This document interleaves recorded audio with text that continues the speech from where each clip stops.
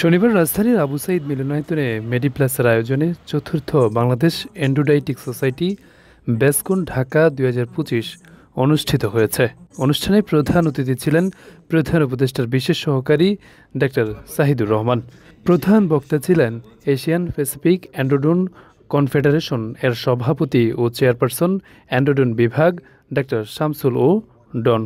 But you could do this on any tooth as long as you could extract the tooth. That one I showed you with the gal from Puerto Rico, we couldn't get into a canal, so we were doing that as if nothing was done before, at least in that one route. So you could do it on any tooth.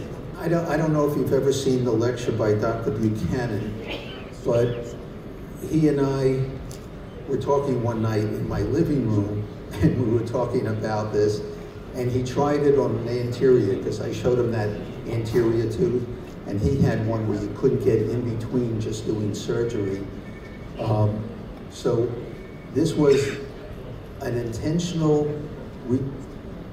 it was intentionally done without any endodontic treatment, because there was a crown on there and the patient did not want that crown touched. It was a lower anterior, very thin root.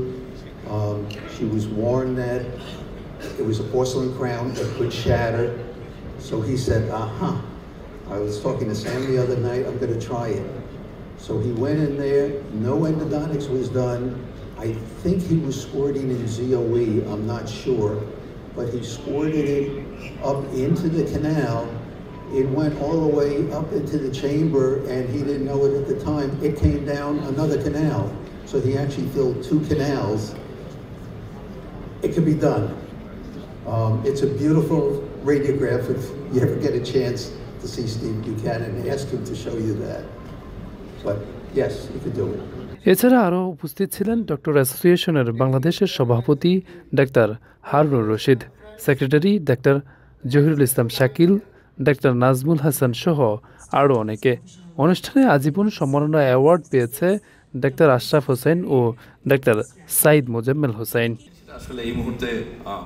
এদিন অনুষ্ঠানে প্রধান অতিথি প্রধান উপদেষ্টার বিশেষ সহকারী doctor Saidur Rahman বলেন, অন্যান্য দেশের রোগীরা বাংলাদেশে এসে চিকিৎসা নেয়।